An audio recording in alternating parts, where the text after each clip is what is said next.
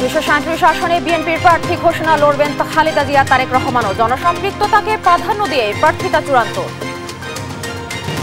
রাজনৈতিক দলগুলোর মতানৈক্য হোক, তবে মতবিরোধ নয় বললেন জামায়াত আমির। কিছুদিনের মধ্যে দলের চূড়ান্ত প্রার্থীর ঘোষণা। জুলাই আন্দোলনের বিরোধিতায় ইসলামী বিশ্ববিদ্যালয়ের 63 শিক্ষক শিক্ষার্থী কর্মচারীর শাস্তি, রাঘব বোয়ালরা বাদ পড়ার অভিযোগ। ত্রুটি নিয়ে মেট্রো রেল চলাচলে বড় ঝুঁকি দেখছেন বিশেষজ্ঞরা, সমাধানে ঠিকাদার ও পরামর্শক প্রতিষ্ঠানকে ডিএমটিসিএল-এর চিঠি। সাভারের ধামরাইয়ে নিরাপদ পানি সরবরাহ প্রকল্পে ব্যাপক অনিয়ম, দুর্নীতি, বাড়ির পানি যাচ্ছে শৌচাগার পতিত জমিতে। এবং তীব্র সংঘাতের দিকে এগিয়ে যাচ্ছে সুদান, অঞ্চল দখল নিতে সামরিক ও সশস্ত্র বাহিনীর পাল্টাপাল্টি হামলা, এল ফাসিরে দুর্ভিক্ষ ঘোষণা। এই অবস্থায় পড়তে না চাইলে ব্যবহার করুন Rainbow damp protector. Elastomer emulsion থাকায় দেয়াল থাকে damp proof Rainbow Paints, colour of joy. সংবাদ সকালে দেখছিলেন শিরোনামগুলো, আপনাদের সাথে আছি আমি রিপা খন্দকার। এবার বিস্তারিত। 237 আসনে প্রার্থী দিয়েছে বিএনপি। সোমবার রাজধানীর গুলশানে স্থায়ী কমিটির 5 ঘণ্টা বৈঠক শেষে প্রার্থীদের নাম ঘোষণা করেন দলটির মহাসচিব মির্জা ফখরুল ইসলাম আলমগীর। জোটসঙ্গী ও অভ্যুত্থানের শরিকদের জন্য ফাঁকা রাখা হয় কিছু আসন। প্রার্থী ঘোষণা শেষে দলটির নেতারা জানান, কোনো আসনে কেউ হবে না বিদ্রোহী প্রার্থী। ফররুখ বাবু রিপোর্ট। দীর্ঘ 16 বছর পর নির্বাচনী আমেজে মেতেছে বিএনপি। দুপুর 12টার আগ থেকেই রাজধানীর গুলশান কার্যালয়ে দলীয় প্রার্থী চূড়ান্ত করতে আসেন দলটির স্থায়ী কমিটির সদস্যরা। বিএনপি মহাসচিবের নেতৃত্বে 5 ঘণ্টার বৈঠক শেষে 237 আসনের প্রার্থী চূড়ান্ত করে দলটি। বৈঠকে ভার্চুয়ালি যুক্ত হন বিএনপির ভারপ্রাপ্ত চেয়ারম্যান তারেক রহমান।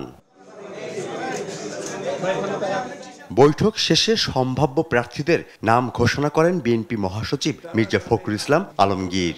এ সময় ঠাকুরগাঁও 1 আসনে নিজের নাম ঘোষণা করেন তিনি। ঠাকুরগাঁও 1 আমি নিজে মির্জা ফখরুল ইসলাম আলমগীর। একের পর এক ঘোষণা দেওয়া হয় প্রার্থীর নাম। সেখানে অনেক আসনে প্রার্থী চূড়ান্ত না করার কথাও জানান তিনি। ঠাকুরগাঁও 2 আমরা সিদ্ধান্ত নেইনি, এটা পরে সিদ্ধান্ত নেওয়া হবে। ময়মনসিংহ 4 এটা আপাতত স্থগিত করা হয়েছে। ঢাকা 9 পরে ঘোষণা করা হবে। এ সময় বলেন, জোট সঙ্গী ও অভ্যুত্থানে শরিকদের আসনে কোনো প্রার্থী দেবে না বিএনপি। আমাদের সঙ্গে যারা যুগপৎ আন্দোলন করেছেন তাদের যে সমস্ত আসনে তারা আগ্রহী, সেই সমস্ত আসনগুলোতে আমরা কোনো প্রার্থী দেইনি। সংবাদ সম্মেলন শেষে দলটির স্থায়ী কমিটির সদস্য খন্দকার মোশাররফ হোসেন জানান, কোনো আসনে কেউ হবে না বিদ্রোহী প্রার্থী। দলকে যাতে করে ভবিষ্যতে সফল করা যায় সে ব্যাপারে সকলে মিলেমিশে কাজ করবে। কেউ যদি প্রার্থী হয় সেক্ষেত্রে বিদ্রোহী প্রার্থী হয়, কিন্তু সেক্ষেত্রে কি হবে?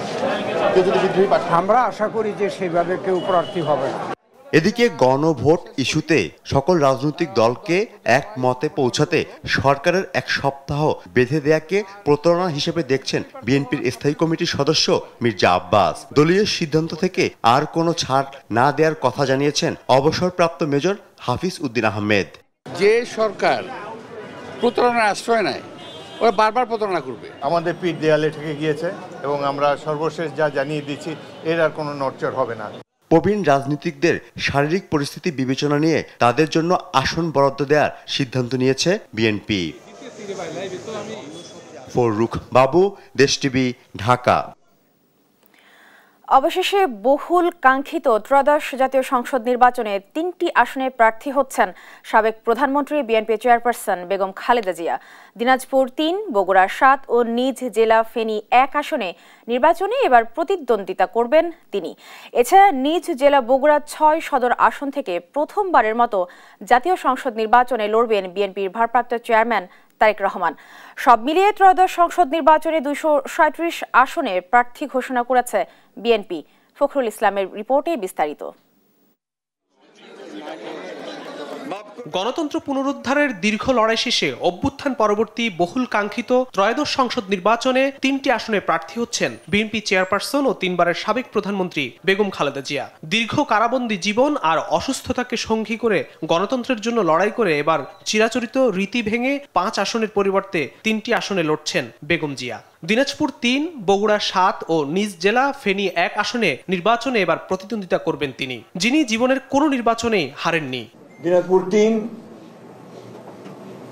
বেগম খালেদা জিয়া, দিনাজপুর সদর থেকে বেগম খালেদা জিয়া। এবারের নির্বাচনের সবচেয়ে বড় চমক হয়ে মাঠে নামবেন গণতন্ত্রের জন্য বিগত 17 বছর নেতৃত্ব দিয়ে যাওয়া বিএনপির ভারপ্রাপ্ত চেয়ারম্যান তারেক রহমান।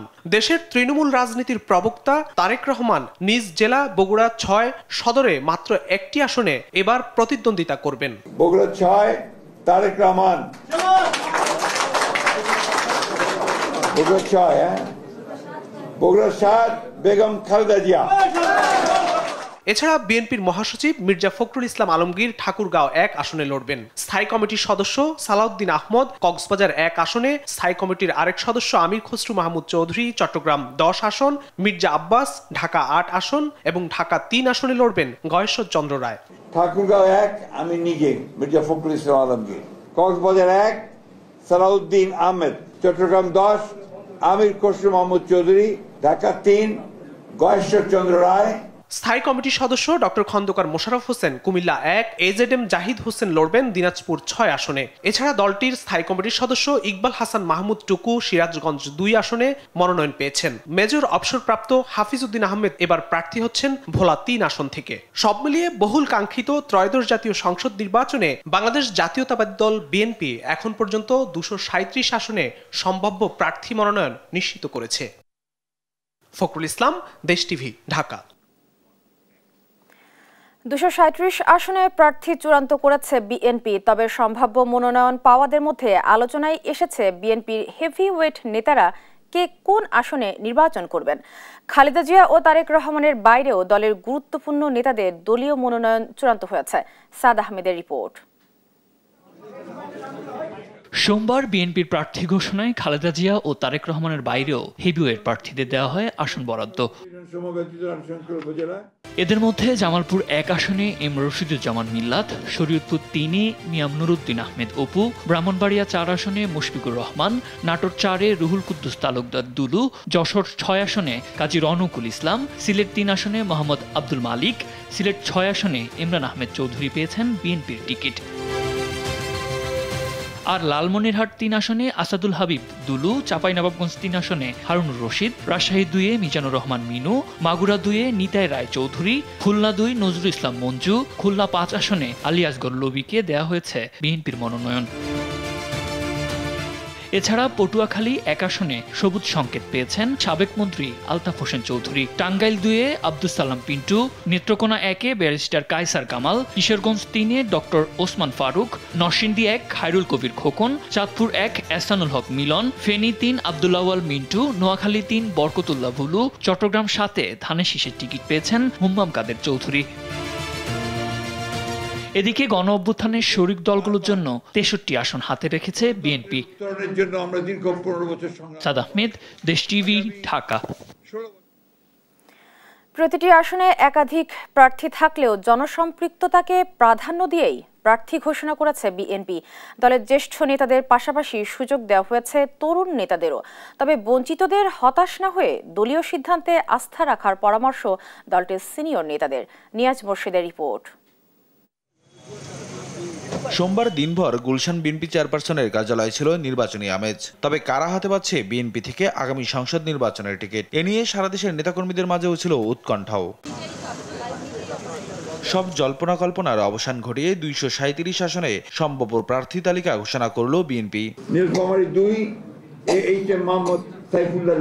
এবারের প্রার্থীদের তালিকায় জ্যেষ্ঠ প্রার্থীদের পাশাপাশি স্থান পেয়েছে তরুণরাও। যদিও বিএনপি আগে থেকেই জানিয়েছিল নতুন বাংলাদেশ বিনির্মাণে প্রাধান্য দেওয়া হবে তরুণদের। প্রতিটি আসনে একাধিক প্রার্থী থাকলেও দীর্ঘদিনের লড়াই সংগ্রামে অংশ নেয়া আর জনসম্পৃক্ততা আছে এমন প্রার্থীদেরই মনোনয়ন দেওয়া হয়েছে বলে জানান বিএনপির সিনিয়র নেতারা। নবীন প্রবীণ মিলিয়েই তো আমাদের যাত্রা। রাজনীতিতে সবার প্রয়োজন আছে, তরুণদের উদ্যম যেমন প্রয়োজন, তেমনি অভিজ্ঞতাও অনেক প্রয়োজন। আমরা বিশ্বাস করি, কারণ দলের প্রতি সবাই মোটামুটি অনুগত। বিদ্রোহী প্রার্থী হওয়া স্বাভাবিক কিছু না, হতেও পারে, তো ওটা আমরা ঠিক করে নেবো আস্তে আস্তে। ঐক্যবদ্ধভাবে ধানের শীষকে বিজয়ী করতে দল যার উপর আস্থা রেখেছে তাদের পক্ষেই কাজ করার কথা জানান তারা। পাশাপাশি বঞ্চিতদের জন্য দল চিন্তা করছে। অনেক প্রার্থী ছিল, অবশ্যই অনেকেই এখান থেকে বঞ্চিত হয়েছে। দলের স্বার্থে আমরা আশা করি সকলে মিলে ঐক্যবদ্ধভাবে দলকে যাতে করে ভবিষ্যতে সফল করা যায় সেই ব্যাপারে সকলে মিলেমিশে কাজ করে ধানের শীষের বিজয় ছিনিয়ে আনতে দ্বিধাদ্বন্দ্ব ভুলে এক হয়ে কাজ করার কথা জানান মনোনীতরা। প্রতিটা মানুষ প্রত্যেকটি ভাইয়ের সাথে ভাইয়ের মতো করে আচরণ করে প্রতিটা ভোটারের কাছ থেকে ভোট জোগাড় করতে হবে। আপনাদের এই লড়াইয়ে জিততে হলে আমাদের সবাইকে ঐক্যবদ্ধ হতে হবে। কে কার সাথে থাকে ভোটের মাসে, এগুলোর মধ্যে দিয়ে এবং আগামী দিনে আন্দোলন সংগ্রামের প্রয়োজনে গণতন্ত্রের জন্য আরো আন্দোলন করার যদি প্রয়োজন হয় সেটা করবে। মনোনীত প্রার্থীরা আগামী নির্বাচনে ধানের শীষকে জিতিয়ে দেশের হাল ধরবেন এমন প্রত্যাশা দলীয় নেতাকর্মীদের। নিয়াজ মোর্শেদ, দেশ টিভি, ঢাকা। ত্রয়োদশ সংসদ নির্বাচনকে সামনে রেখে সম্ভাব্য প্রার্থী ঘোষণা করেছে বিএনপি। ভোলা 4টি সংসদীয় আসনেও প্রার্থীদের জনপ্রিয়তা ও ভোটারদের ভাবনা জানতে সরাসরি যোগ দিচ্ছেন সহকর্মী ছোটন সাহা। ছোটন, ভোলার প্রার্থীদের নিয়ে সাধারণ নেতাকর্মী ও ভোটাররা কি বলছেন, জানাবেন বিস্তারিত। রিপা, আমরা যেমনটি দেখেছি গতকালকে যে প্রার্থী ঘোষণা করার পর থেকে দেখেছি নেতাকর্মীদের মধ্যে প্রাণ চাঞ্চল্য ফিরে এসেছে এবং অনেকেই কিন্তু গতকালকে মিছিল করেছেন, আনন্দ মিছিল করেছেন। ভোলা সদর আসনেও কিন্তু আমরা দেখেছি যে গোলাম নবী আলমগীরকে দল থেকে মনোনয়ন দেওয়া হয়েছে এবং ভোলা 2 আসন থেকে হাফিজ ইব্রাহিম এবং ভোলা 3 আসন থেকে আমরা যেমনটি দেখেছি যে মেজর অফ হাফিজ উদ্দিন বীর বিক্রমকে দেওয়া হয়েছে এবং ভোলা 4 আসনে এবারই প্রথমবারের মতো যাকে মনোনয়ন দেওয়া হয়েছে তিনি প্রার্থী হয়েছেন নুরুল ইসলাম নয়ন। এবং আমরা রয়েছি জেলা বিএনপি কার্যালয়ে। এখানে দেখতে পাচ্ছেন যে গতকালকে যেমনই উচ্ছ্বাসিত ছিল নেতাকর্মীরা, আজও কিন্তু আমরা এমনটি লক্ষ্য করছি। সকাল থেকেই নেতাকর্মীরা কিন্তু জড়ো হয়েছেন দলীয় কার্যালয়ে। আমরা একটু সংক্ষেপে জানতে চাইব নেতাকর্মীদের অনুভূতি, যে যাকে প্রার্থী দেওয়া হয়েছে সদর আসনে তার জনপ্রিয়তা আপনার কাছে কেমন মনে হচ্ছে? এই মুহূর্তে তার জনপ্রিয়তা 80% মানুষ তার সমর্থন করে, তার জনপ্রিয়তা এই পর্যায়ে আছে। উনি একজন সৎ মানুষ। উনি ভোলা পৌরসভায় যখন মেয়র ছিলেন উনি সত্যনের মহানবীর হিসাবে এই ভোলার জনগণ তাকে খেতাব দিয়েছে। আমরা মনে করি ওনার সততার নজির বাংলাদেশে খুব বিরল। হ্যাঁ, ধন্যবাদ। যেমনটি শুনছিলেন যে ভোলা যে সদর আসনে যাকে মনোনয়ন দেওয়া হয়েছে বিএনপি থেকে, তার সম্পর্কে আমরা আরেকটু জানতে চাইব। আরেকজন রয়েছেন নেতাকর্মী এবং তার কাছে জানতে চাইব সংক্ষেপে আপনি বলবেন যে তিনি তো প্রথমবারের মতো প্রার্থী হয়েছেন সংসদ নির্বাচনে বিএনপি থেকে, আপনি আপনার অনুভূতি? বিসমিল্লাহির রহমানির রহিম।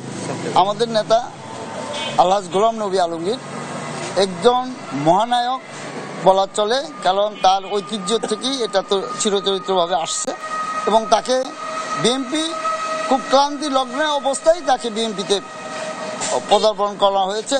তার ধারাবাহিকতা সে এই 2বার নমিনেশন নিশ্চিত হয়েছে। এবারও অনেক প্রতিকূলতার মাঝখানে আমরা আবার নতুন করে ভোলার মানুষ চাঞ্চল্য ফিরে আসছে যে গতকালকে যে নমিনেশন দেওয়াতে আমরা ভোলার আপামর জনগণ আমরা চাই ইনশাল্লাহ সকলে কাঁধে কাঁধ মিলিয়ে ভেদাভেদ ভুলে তাকে বিজয় করবে। এটা আমাদের ইনশাল্লাহ আমাদের মনে। সংক্ষেপে একজন তরুণ ভোটারের সাথে কথা বলবো, জানতে চাইবো আপনার ভোটার ভাবনা কি, যেহেতু সংসদ নির্বাচন চলে আসছে। ইনশাল্লাহ আমি তরুণ হিসাবে এবার প্রথম ভোট দিব। গত 17 বছর আমরা ভোট দিতে পারি নাই। ইনশাল্লাহ ধানের শীষের প্রতীক নিয়েই, প্রতীক দেখেই আমরা ভোট দিব এবং আমি নিশ্চিত করে বলতে চাই যেমনটি শুনছিলেন যে নেতাকর্মীরা এবং যারা ভোটাররা রয়েছেন তারাও কিন্তু উচ্ছ্বাসিত এবং তারা কিন্তু অপেক্ষা করছেন যে কখন ভোটের সময় চলে আসবে এবং তারা তাদের যে উৎসব মুখর পরিবেশে ভোটাধিকার প্রয়োগ করবেন। একটি তথ্য যুক্ত করতে চাই, ভোলাতে 4টি সংসদীয় আসন রয়েছে এবং এখানে 5টি পৌরসভা রয়েছে, অর্থাৎ প্রায় 20 লাখের অধিক জনগোষ্ঠী রয়েছে এ জেলায়। এবং ত্রয়োদশ সংসদ নির্বাচনকে কেন্দ্র করে আমরা দেখেছি গত 1-2 মাস আগে থেকেই দেখেছি যে আলোচনা সমালোচনার ঝড়, কে হচ্ছেন বিএনপি থেকে প্রার্থী এবং অন্যান্য দল থেকে কারা প্রার্থী হচ্ছেন তেমনই কিন্তু আমরা দেখেছি। তবে বিএনপি থেকে যে প্রার্থী ঘোষণা করা হয়েছে এরপর থেকে আমরা দেখেছি দলীয় নেতাকর্মীদের মাঝে কিন্তু প্রাণ চাঞ্চল্য ফিরে এসেছে। তো এ ছিল আমার কাছে বলাতে যে প্রার্থী ঘোষণার পর থেকে যে নেতাকর্মী এবং ভোটারদের যে ভাবনা তা নিয়ে সর্বশেষ তথ্য। ধন্যবাদ ছোটন আপনাকে। দর্শক, ভোলা থেকে আসন্ন জাতীয় সংসদ নির্বাচনের প্রার্থীদের খবরাখবর জানাচ্ছিলেন আমাদের সহকর্মী ছোটন সাহা। এদিকে আসন্ন ত্রয়োদশ জাতীয় সংসদ নির্বাচনে ঢাকা 11 আসন থেকে প্রতিদ্বন্দ্বিতা করবেন জাতীয় নাগরিক পার্টি এনসিপির আহ্বায়ক নাহিদ ইসলাম। সোমবার রাতে জাতীয় নাগরিক পার্টি এনসিপির পক্ষ থেকে এ তথ্য নিশ্চিত করা হয়। এছাড়া ঢাকা 18 আসন থেকে লড়বেন এনসিপির মুখ্য সমন্বয়ক নাসির উদ্দিন পাটোয়ারি, নরসিংদী 2 আসন থেকে লড়বেন কেন্দ্রীয় যুগ্ম আহ্বায়ক সারওয়াত তুষার, রংপুর 4 থেকে লড়বেন দলটির সদস্য সচিব আখতার হোসেন এবং পঞ্চগড় 1 আসন থেকে লড়বেন দলটির উত্তরাঞ্চলের মুখ্য সংগঠক সার্জিস আলম, ঢাকা 9 আসন থেকে ডাক্তার তাসনিম জারা এবং নোয়াখালী 6 আসন থেকে লড়বেন হান্নান মাসুদ। আর কুমিল্লা 4 থেকে নির্বাচন করবেন দক্ষিণাঞ্চলের মুখ্য সংগঠক হাসনাত আব্দুল্লাহ। আসন্ন নির্বাচনে দলটি 300 আসনে প্রার্থী দিতে যাচ্ছে।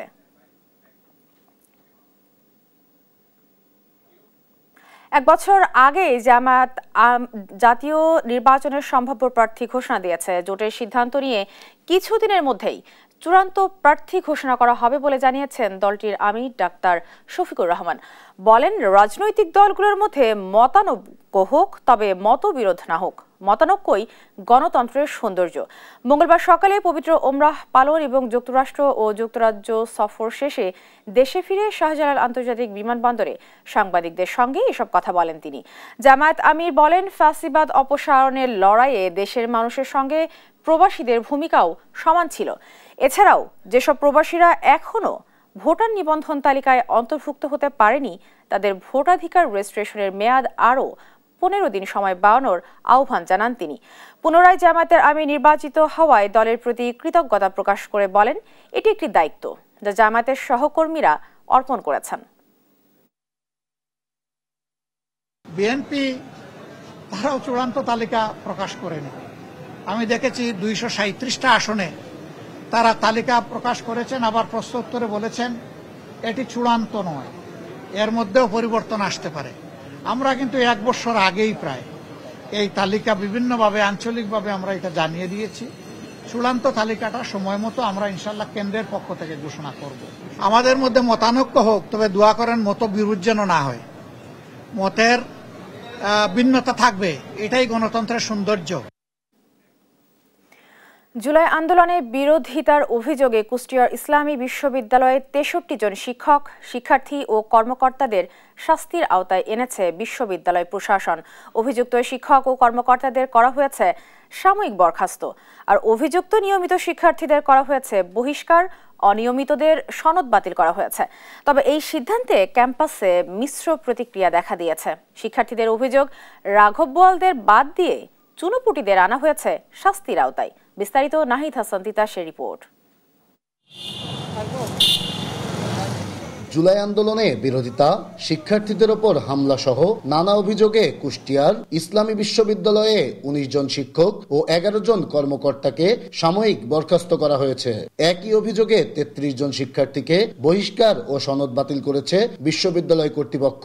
গেল বৃহস্পতিবার 271তম সিন্ডিকেট সভায় এ সিদ্ধান্ত হয়। একটা কমিটি করে দেওয়া হয়েছিল, সেই কমিটি একটা খসড়া একটা নীতিমালা পেশ করেছেন, সেটি সর্বসম্মতিক্রমে সিদ্ধান্ত হয়েছে এবং খুব শীঘ্রই যেটা বললাম আর কি, যে আমাদের রেজুলেশনটা হলে পরে এইটা আমরা ইউজিসিতে সাবমিট করব। এ সিদ্ধান্তে শিক্ষার্থীদের মধ্যে দেখা দিয়েছে বিরূপ প্রতিক্রিয়া। এখানে কিছু মিস ইনফরমেশনের ভিত্তিতে কিন্তু শিক্ষার্থীকে এখানে এটার মধ্যে ইনক্লুড করা হয়েছে। এই রাঘব বোয়ালদেরকে যদি এখন আপনারা বোল্ডলি কোনো স্টেটমেন্টে না নিয়ে আসতে পারেন, কোনো আইনানুগ ব্যবস্থায় না নিয়ে আসতে পারেন, তাহলে এই ঘটনাগুলো আবার দ্বিতীয় ঘটবে আর কি। আমি নিজে একজন আন্দোলনকারী হিসেবে আমি কখনোই এটা আশা করব না যে যারা আমাকে বাধা দিয়েছিলেন তাদের মধ্যে শ্রেণী বিভাগ করা হোক। ডিসি, প্রভিসি, ট্রেজারার এবং প্রক্টর তারা 4 জন বাদ গিয়েছে।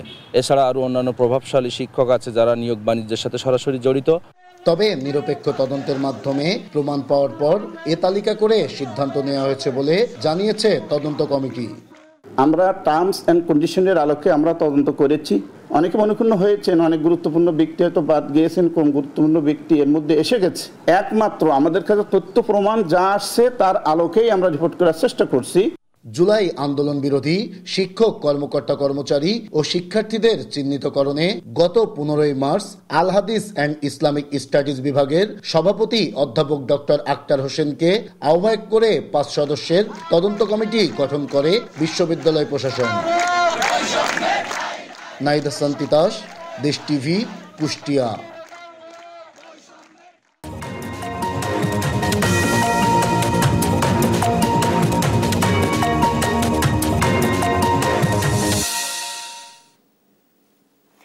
জয়পুরহাট 1 আসনে বিএনপির মনোনয়ন পেয়েছেন মাসুদ রানা প্রধান। বিএনপির ঘাঁটি হিসেবে পরিচিত আসনটি পুনরুদ্ধারে মরিয়া নেতাকর্মীরা। ছেড়ে কথা বলতে নারাজ জামায়াতের প্রার্থী ফজলুর রহমান সাঈদ। আর এনসিপি সহ বিভিন্ন দলের একাধিক প্রার্থী মাঠে থাকলেও অপেক্ষা করছেন হাইকমান্ডের সিদ্ধান্ত অথবা জোট করার আশায়। তবে বিএনপি ও জামায়াতের মধ্যে হাড্ডাহাড্ডি লড়াই হবে বলে মনে করছেন ভোটাররা। রেজাউল করিম রেজার রিপোর্ট, জানাচ্ছেন ফারজানা আফরোজ টুম্পা। জয়পুরহাট সদর ও পাঁচবিবি উপজেলা নিয়ে জয়পুরহাট 1 আসন বিএনপির ঘাঁটি হিসেবে পরিচিত আসনটি। 31 দফা বাস্তবায়নে আসনটি পুনরুদ্ধারের চেষ্টায় তৎপর নেতাকর্মীরা। এ আসনে বিএনপির হাফ ডজনের বেশি মনোনয়ন প্রত্যাশীর মধ্য থেকে চূড়ান্ত মনোনয়ন পেয়েছেন মাসুদ রানা প্রধান। উন্নয়নের নানা প্রতিশ্রুতি দিয়ে এরই মধ্যে জনসমর্থন আদায় করেছেন তিনি। জয়পুরহাট পাঁচবিবি মানুষের সঙ্গে আমার নিবিড় সম্পর্ক। জয়পুরহাটের শিল্প এলাকার জন্য একটি প্রত্যাশা ছিল, গ্যাসের দাবি ছিল। গ্যাসের দাবিতে জয়পুরহাটবাসী সহ সাধারণ মানুষকে নিয়ে ইতিমধ্যে আপনারা জানেন মানববন্ধন সহ বিভিন্ন কর্মসূচি গণসংযোগ করেছি। আগামী দিনে মানুষের প্রত্যাশার জন্য আমি জয়পুরহাটবাসীর জন্য কাজ করতে চাই, জয়পুরহাট পাঁচবিবিবাসীর সুখে দুঃখে পাশে থাকতে চাই। এদিকে দীর্ঘদিন প্রকাশ্যে সাংগঠনিক কার্যক্রমে বাধা থাকলেও শেখ হাসিনা সরকারের পতনের পর নিজেদের শক্তি জানান দিয়েছে জামাতে ইসলামী। দলীয় ভিত মজবুত করার পাশাপাশি জনসমর্থন পেতে মিটিং, মিছিল, সভা সমাবেশ চালিয়ে যাচ্ছেন দলটির প্রার্থী ফজলুর রহমান সাঈদ। আমাদের বিশ্বাস এই আসনে জামাত ইসলামী বিপুল ভোটে জয়লাভ করবে ইনশাআল্লাহ। এদেশে সত্যিকারের পিআর পদ্ধতি চালু হয় তাহলে জনগণের অধিকার প্রতিষ্ঠা হবে, সকল দলের প্রতিনিধিত্ব সংসদে যেতে পারবে এবং দুর্নীতিমুক্ত বাংলাদেশ গড়া সম্ভব হবে। জাতীয় পার্টির দৃশ্যমান কার্যক্রম না থাকলেও এনসিপি, ইসলামী আন্দোলন, গণ অধিকার পরিষদ, এবি পার্টি, খেলাফত মজলিসের মতো দলগুলো আছেন জোট অথবা কেন্দ্রের সিদ্ধান্তের অপেক্ষায়। উপজেলা কমিটিগুলো নির্ধারণ হওয়ার পরে কেন্দ্রীয় সংগঠনের নির্দেশনা মোতাবেক আমাদের 2টি আসনের প্রার্থী চূড়ান্ত হবে।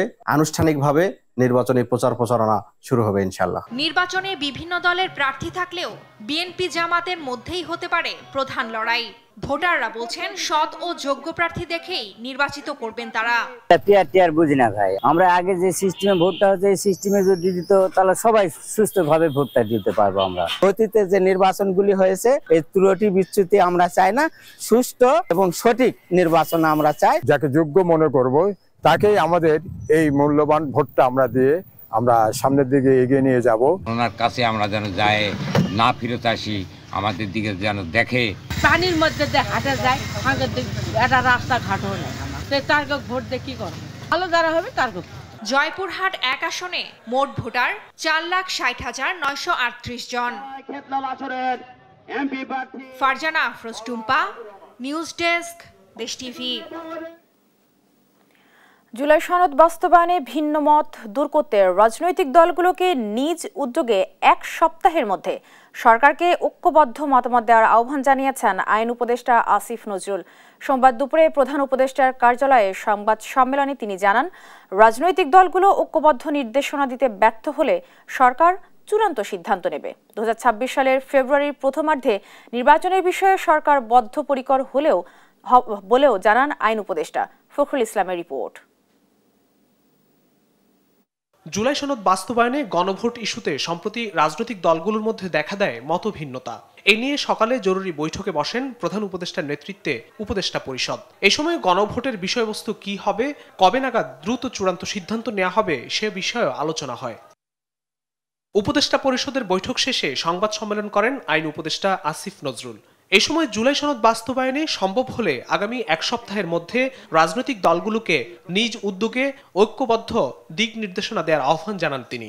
গণভোটের বিষয়বস্তু কি হবে, জুলাই সনদে বর্ণিত ভিন্ন মতগুলো প্রসঙ্গে কি পদক্ষেপ নেওয়া হবে, এসব ক্ষেত্রে ফ্যাসিবাদ বিরোধী আন্দোলনের দীর্ঘদিনের মিত্র রাজনৈতিক দলগুলোকে স্বীয় উদ্যোগে নিজেদের মধ্যে আলাপ আলোচনা করে সম্ভাব্য দ্রুততম সময়ে, সম্ভব হলে আগামী এক সপ্তাহের মধ্যে সরকারকে ঐক্যবদ্ধ দিক নির্দেশনা প্রদান করার আহ্বান জানানো হয়। সাংবাদিকদের প্রশ্নের জবাবে আসিফ নজরুল জানান, সরকার রাজনৈতিক দলগুলোর মধ্যে আর কোনো বৈঠকের আয়োজন করবে না। দলগুলো জুলাই সনদ বাস্তবায়নের সিদ্ধান্ত জানাতে ব্যর্থ হলে সরকারই চূড়ান্ত সিদ্ধান্ত নেবে বলেও জানান তিনি। সরকার আয়োজন করে বহু আলোচনা করেছে, আপনারা সবাই জানেন বহু আলোচনা করেছে, সরকার আর কোনো আয়োজন করতে যাচ্ছে না। এমন নির্দেশনা পেলে সরকারের পক্ষে সিদ্ধান্ত গ্রহণ অনেক সহজ হবে। বর্তমান পরিস্থিতিতে কালক্ষেপণের যে কোনো সুযোগ নাই, সেটাও আমাদের সবার বিবেচনায় রাখা প্রয়োজন। আমাদেরকে একটা ঐক্যবদ্ধ নির্দেশনা দিবেন এই প্রত্যাশা করছি। ওনারা যদি আলাপ আলোচনা করেন, আমরা এটা খুব আমাদের জন্য কাজটা সহজ হয়। ওনারা যদি ঐক্যবদ্ধ নির্দেশনা না দিতে পারেন, অবশ্যই সরকারের মতো সিদ্ধান্ত নিবে, চূড়ান্ত সিদ্ধান্ত নিবে। আমি বলেছিলাম প্রধান উপদেষ্টার নেতৃত্বে উপদেষ্টা পরিষদ। এদিকে আগামী 2026 সালের ফেব্রুয়ারির প্রথমার্ধে ত্রয়োদশ জাতীয় সংসদ নির্বাচন অনুষ্ঠানের বিষয়ে উপদেষ্টা পরিষদের বৈঠকে সংকল্প পুনর্ব্যক্ত করেন বলে জানান আইন উপদেষ্টা। 2026 সালের ফেব্রুয়ারির প্রথমার্ধে আগামী সংসদ নির্বাচন অনুষ্ঠানের বিষয়ে সরকারের সংকল্প পুনর্ব্যক্ত করা হয়। ফখরুল ইসলাম, দেশ টিভি, ঢাকা। রোহিঙ্গা সম্প্রদায়ের দুরবস্থা বর্তমান সময়ে অন্যতম করুণ মানবিক সংকট বলে জানিয়েছেন প্রধান উপদেষ্টা ডক্টর মোহাম্মদ ইউনূস। সোমবার রাষ্ট্রীয় অতিথি ভবন যমুনায় তুরস্কের একটি সংসদীয় প্রতিনিধি দলের সঙ্গে সাক্ষাৎকালে কথা বলেন তিনি। 5 সদস্যের ওই প্রতিনিধি দলের নেতৃত্ব দিয়েছেন তুরস্ক বাংলাদেশ সংসদীয় মৈত্রী গ্রুপের সভাপতি ও তুর্কি পার্লামেন্ট সদস্য মেহমেত আকিফ ইলমাজ। সাক্ষাতে দুপক্ষ বাণিজ্য, বিনিয়োগ ও মানবিক সহায়তার ক্ষেত্রগুলোতে দ্বিপক্ষীয় সহযোগিতা আরও জোরদার করার বিষয়ে আলোচনা করেন। এ সময় রোহিঙ্গা সম্প্রদায়ের প্রতি তুরস্কের অবিচল সমর্থনের জন্য কৃতজ্ঞতা প্রকাশ করেন প্রধান উপদেষ্টা।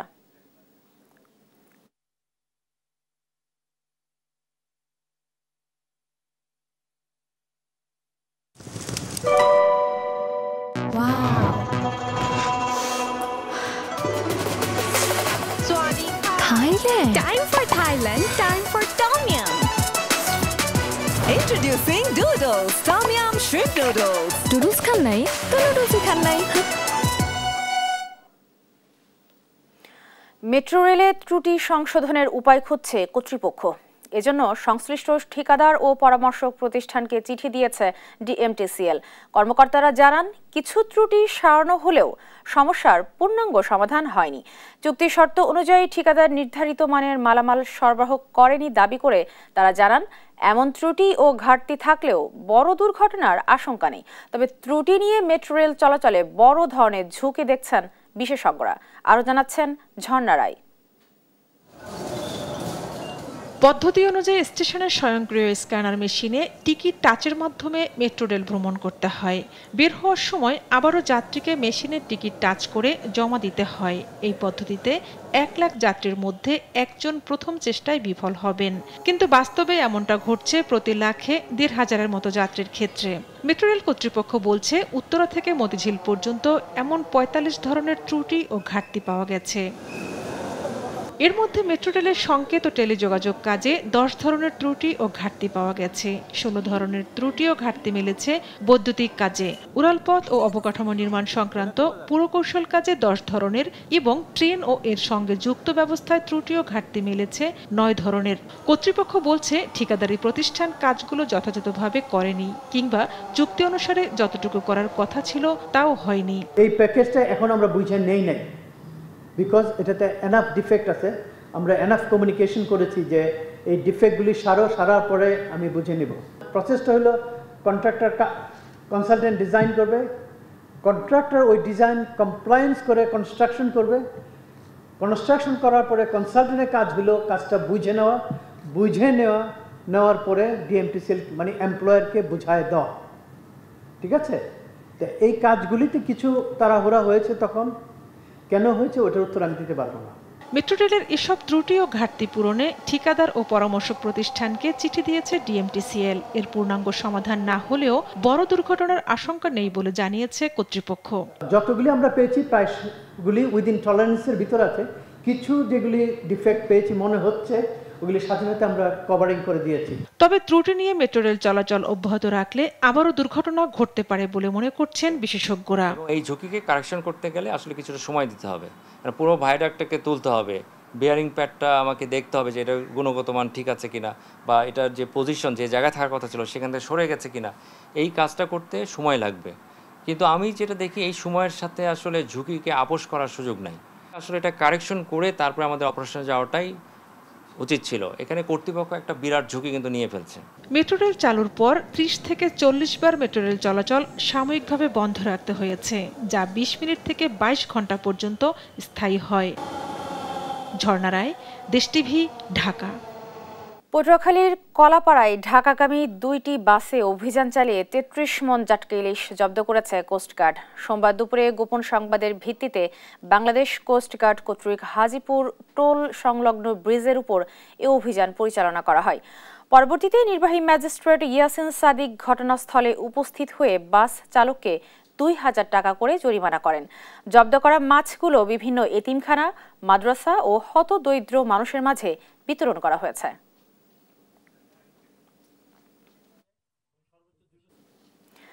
ধামরাইয়ে নিরাপদ পানি সরবরাহ প্রকল্পে ব্যাপক অনিয়ম দুর্নীতির অভিযোগ উঠেছে। যে প্রকল্পের পানি 10 বাড়িতে সরবরাহের কথা তা যাচ্ছে শৌচাগার আর পতিত জমিতে।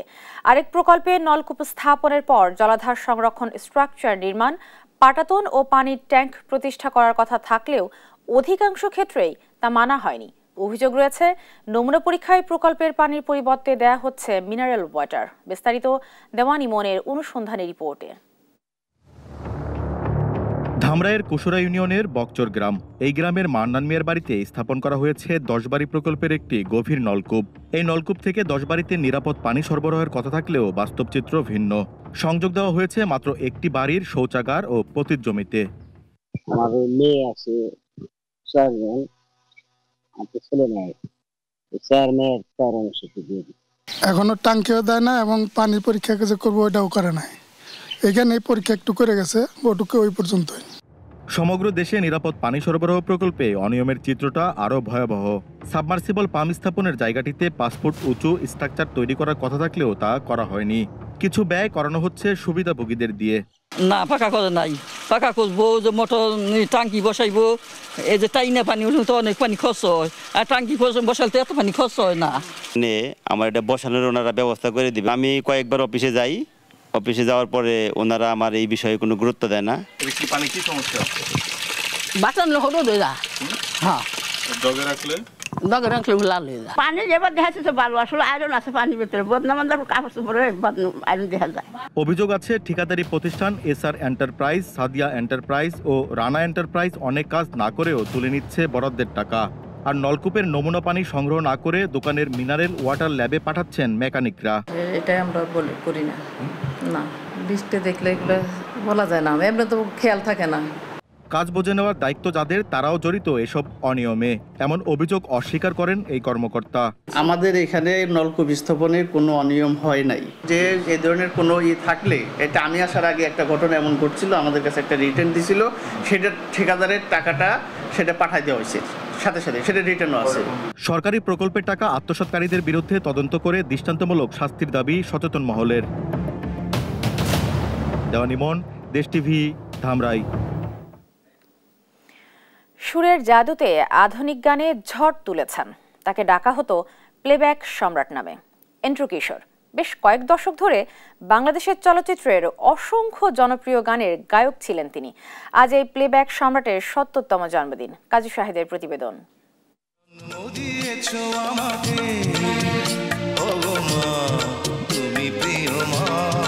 1955 সালের আজকের দিনে রাজশাহীতে জন্ম হয় এক সুরের জাদুকরের, যার নাম এন্ড্রু কিশোর। মা মিনু বারোই তার পছন্দের শিল্পী কিশোর কুমারের সঙ্গে মিল রেখে সন্তানের নাম রেখেছিলেন। 1977 সালে মেইল ট্রেন সিনেমায় গান দিয়ে শুরু পথ চলা। এরপর গানে গানে শ্রোতা বোদ্ধাদের মন জয় করে হয়ে ওঠেন বাংলা সিনেমাতে প্লেব্যাক সম্রাট। জয় করেন নামের সার্থকতা। জীবনটাকে বুঝতে হলে জীবন ভালোবাসতে হয়। এ শুধু গানের লাইন নয়, যেন ছিল তার জীবনের প্রতিচ্ছবি। কণ্ঠ জাদুতে ছুঁয়েছিলেন আকাশ। স্কুলে আসলেই সবাই যেন তাকে আদর করত। এত সুন্দর একটা ছেলে এত সুন্দর করে গান গাইছে। কিশোর আরও সুনাম করেছে বিশ্ববিদ্যালয়ে। তার যে প্রতিভা, সঙ্গীত সব কিছুতে ছিল। এক নামে আমাদের এই গ্রুপটা বিশ্ববিদ্যালয়ে পরিচিতি ছিল, যেহেতু এন্ড্রু কিশোর ছিল। এন্ড্রু কিশোরের কণ্ঠে ঝড়তোলা জীবনের গল্প আছে বাকি অল্প, হাইরে মানুষ রঙিন ফানুষ, ডাক দিয়েছেন দয়াল আমারে, ভেঙেছে পিঞ্জর মেলেছে ডানা, সবাই তো ভালোবাসা চাই গানগুলো এখনো মানুষের মুখে মুখে। প্রেম আর স্বপ্ন সবই ছিল তার গানে।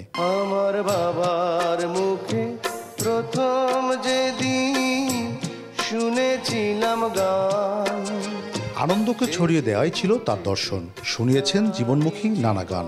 আজ তিনি নেই, কিন্তু সুরের আকাশে জ্বলছেন অনন্তকাল। একটা সংগঠন ছিল আমাদের, ওস্তাদ আব্দুল আজিজ বাচ্চু, যেটা কিশোরদাই করেছিলেন। সেখানে আসতাম, কেক কাটা হতো এবং কিশোরদার গান করা হতো ওখানে। এইভাবে আমরা কিশোরদার জন্মদিন পালন করতাম। এন্ড্রু কিশোর নামটা মানে আজও ভালোবাসা, সুর আর এক আকাশ ভরা তারা। শুভ জন্মদিন প্লেব্যাক সম্রাট।